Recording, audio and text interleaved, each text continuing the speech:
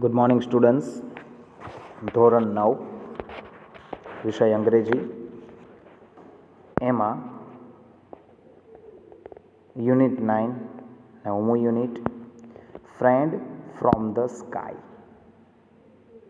આકાશમાંનું એક મિત્ર.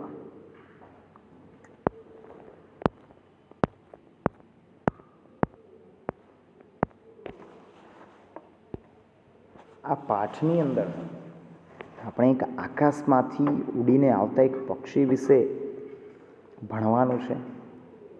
ત્યાં એક રેશમા નામની છોકરી હોય છે. ઉડીને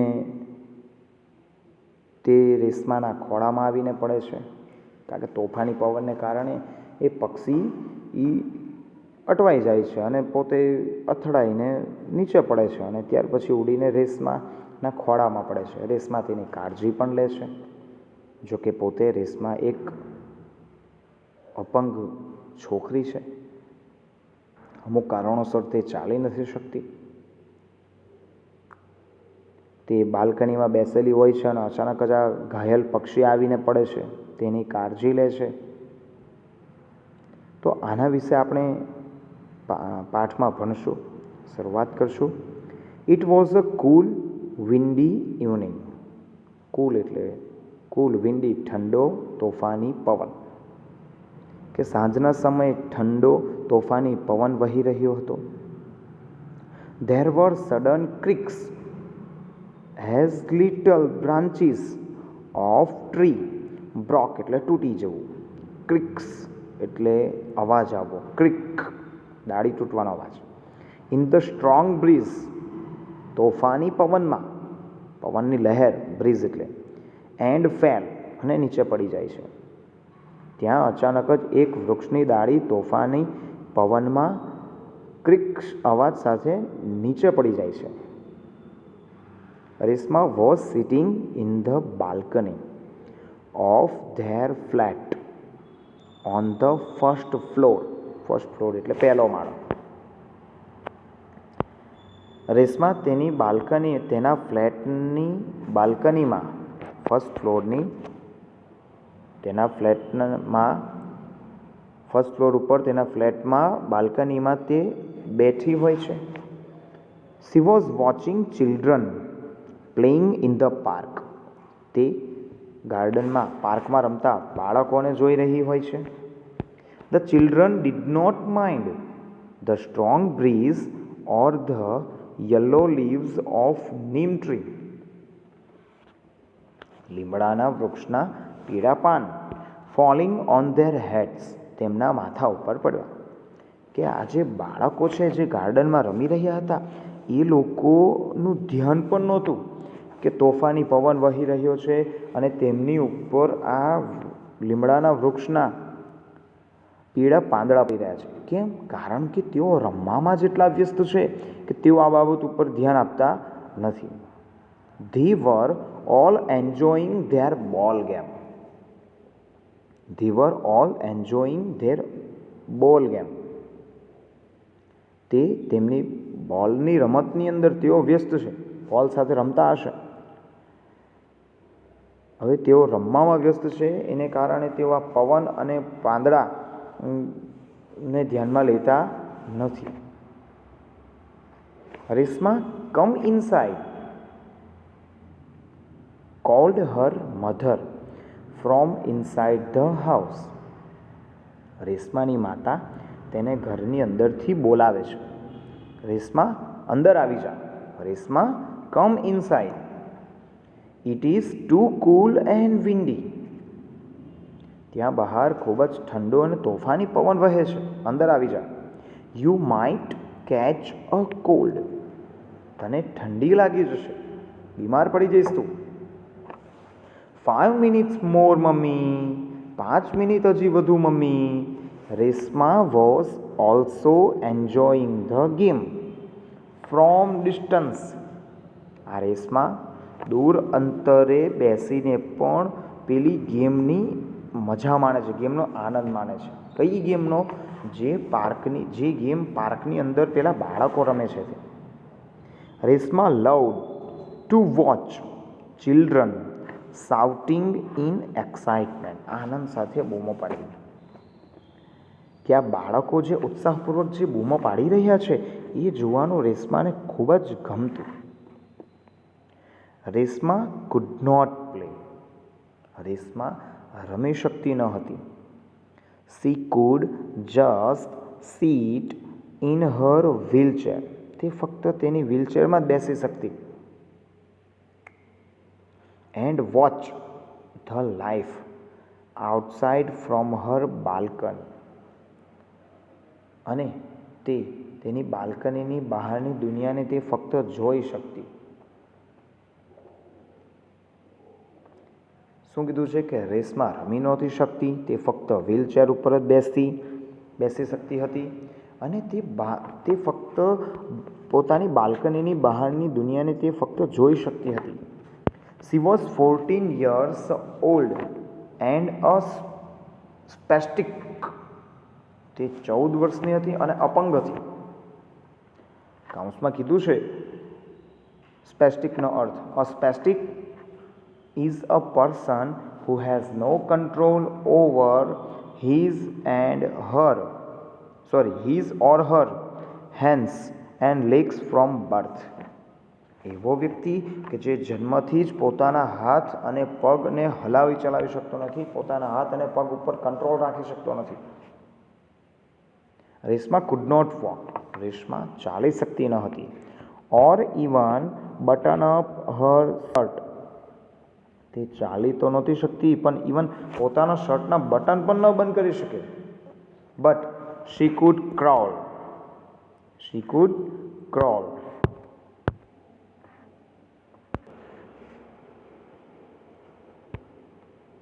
she could crawl and had learnt to use a spoon to eat and to handle her wheelchair. પણ તે ઘૂંટણીએ પડીને ચાલી શકતી હતી. ક્રાઉલ એટલે ઘૂંટણી સરકીને ચાલવું. And had learnt to use a spoon to eat, અને ખાવા માટે ચમચી કેમ પકડવી, ચમચીનો ઉપયોગ કેમ કરવો તે શીખી હતી. એન્ડ હેન્ડલ હર વ્હીલચેર, અને તે ફક્ત પોતાની વ્હીલચેરને હેન્ડલ કરી શકતી હતી. She went to a special learning centre, તે એક ખાસ પ્રકારના લર્નિંગ સેન્ટરમાં પણ જતી. She was given speech therapy there, ત્યાં તેને સ્પીચ થેરાપી પણ આપવામાં આવતી. She also learnt some subjects and some exercise, ત્યાં તેને કેટલાક વિષયો પણ ભણાવવામાં આવતા અને કેટલીક કસરતો પણ કરાવવામાં આવતી. આ લર્નિંગ સેન્ટર, સ્પેશિયલ લર્નિંગ સેન્ટરનું કાર્ય છે કે અપંગ લોકોને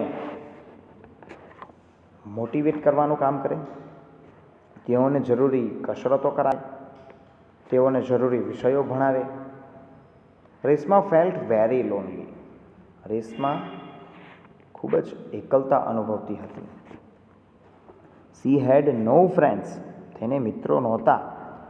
all the neighbouring children were busy with their own schools and games, અને પડોશમાંના બાળકો, ઓલ ધ નેબરિંગ ચિલ્ડ્રન, પડોશમાંના બધા બાળકો, વર બિઝી, વ્યસ્ત હતા.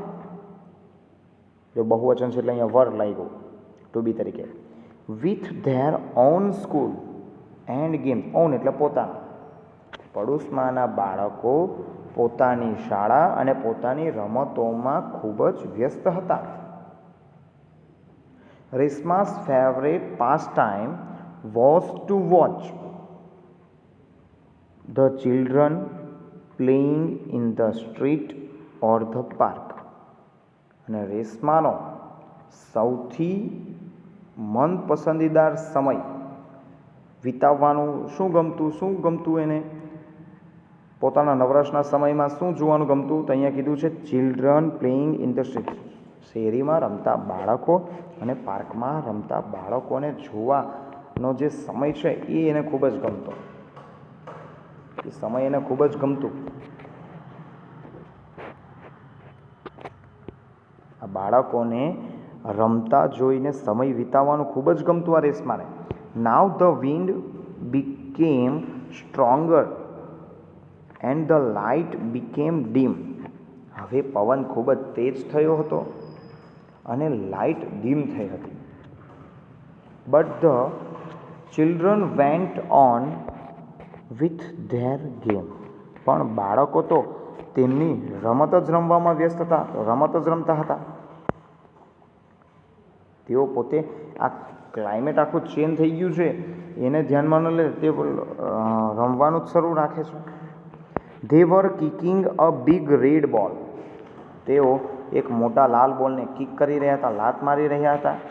And jumping with the movement of the બોલ.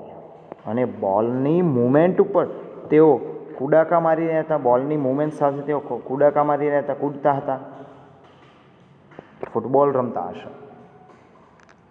સડનલી ધેર વોઝ અનધર બોલ અમોંગ ધ પ્લેયર્સ. અને ત્યાં અચાનક જ આ ખેલાડીઓની વચ્ચે એક બોલ આવે છે. અ બ્રાઉન વન, કથ્થઈ રંગનો આ બોલ.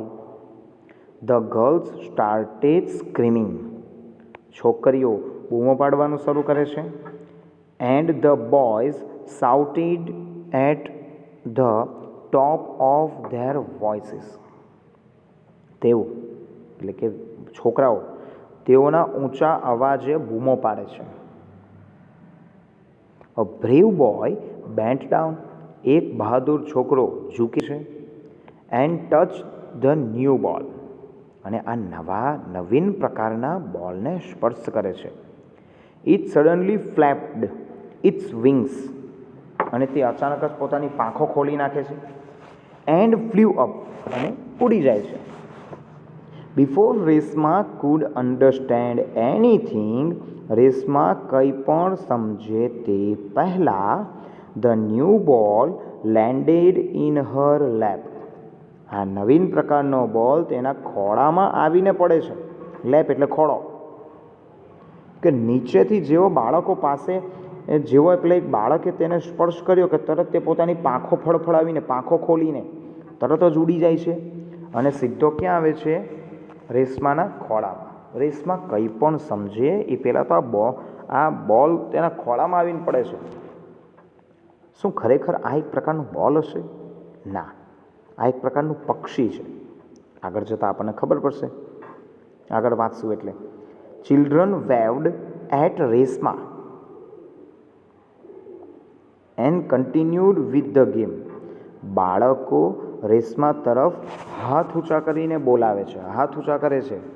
આપણે કેમ હાથ હલાવીને બોલાવતા હોય કે hello hello hello. And continued with the game. અને પોતાની ગેમને પાછી કન્ટિન્યુ કરે છે, રમત રમવાનું શરૂ કરી દે છે. Reshma, it's too much, now come inside. Reshma, બહુ થયું, હવે અંદર આવી જા. Shouted her mother. તેની માતા બૂમ પાડે છે. પહેલાં પણ આપણે જોયું કે એની માતા એને અંદર આવવા માટે બૂમ પાડે છે, કારણ કે બહાર બેસે તો તોફાની ઠંડા પવનની અંદર તે બીમાર પડશે. તેથી જ તેની માતા કહે છે કે અંદર આવી જા, બહુ થયું. Came out in the balcony to take Har daughter in the room. તેની માતા બૂમ પાડે છે અને બાલ્કનીની અંદર પોતાની દીકરીને રૂમમાં લઈ જવા માટે આવે છે. But she saw some movements in Reshma slap. પણ તે રેશમાના ખોળામાં કંઈક હલનચલન થતા જુએ છે. And heard faint creaks. અને એક ધીમો અવાજ સાંભળે છે. What is this? આ શું છે? She cried. તેને ચીસ પાડતા કહ્યું, આ શું છે? I don't know mummy, it has just arrived. Reshma was puzzled. રેશમાએ ચિંતિત થઈને કહ્યું કે મને નથી ખબર મમ્મી, તે જસ્ટ હમણાં જ આવ્યું છે. પરફેક્ટ પ્રેઝન્ટ ટેન્સ દર્શાવે છે. Has plus with 3. Has plus with 3. It came from the sky. તે આકાશમાંથી આવ્યું. She saw the root of the ball with her frightened eyes. તે તેની આશ્ચર્યચકિત થયેલી આંખો અથવા ચોંકેલી આંખોથી તે પોતે જ્યાંથી આ પક્ષી આવ્યું છે એ રૂટને ચીંધવાનો પ્રયત્ન કરે છે, રૂટ બતાવવાનો પ્રયત્ન કરે છે. જો અહીંયાથી ઉડીને આવ્યો. Mummy pushed the wheelchair in the room. Mummy વ્હીલચેરને રૂમમાં લઈ જાય છે. Now they show a scared bird with a big bill. હવે તેઓ આ ગભરાયેલા મોટી ચાંચવાળા પક્ષીને જુએ છે. તેઓએ જોયું. From Salim Ali's book Indian birds they found out. તેઓએ શોધી કાઢ્યું date it was a duck. તે કોણ છે? ડક છે, બતક છે. શેમાંથી શોધી કાઢ્યું? From Salim Ali's book. સલીમ અલીની બુકમાંથી. ઇન્ડિયન બર્ડ્સ, તેની બુકનું નામ શું છે? Indian birds. આ સલીમ અલી વિશે આપણે જે જાણવા જઈએ તો સલીમ અલી એક વાઇલ્ડ લાઈફ ફોટોગ્રાફર છે. કહેવાનો મતલબ જંગલમાં રહેનારા જે પક્ષીઓ છે, વિવિધ પક્ષીઓ, એના વિશે શોધખોળ કરે, એના વિશે માહિતી મેળવે, એના ફોટા પાડે.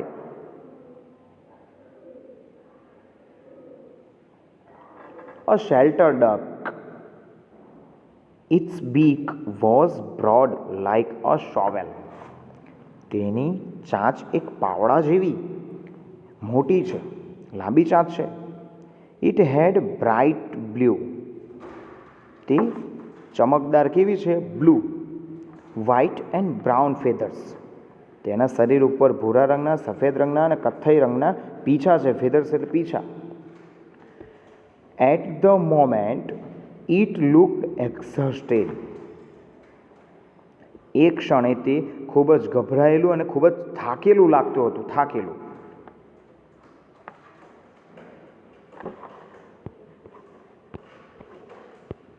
અહીંથી આપણે પાઠ અટકાવીશું. નેક્સ્ટ લેક્ચરની અંદર, નેક્સ્ટ વિડીયોની અંદર આપણે અહીંયાથી જ આપણે શરૂઆત કરશું. આજે જેટલું પણ અહીંયા આજે આ પાઠમાં જે ચાલ્યું છે એ ફરીથી એકવાર રિવિઝન કરી લેવું અને ન ખબર પડે તો જાણ કરવી. Okay, have a nice day. Thank you very much.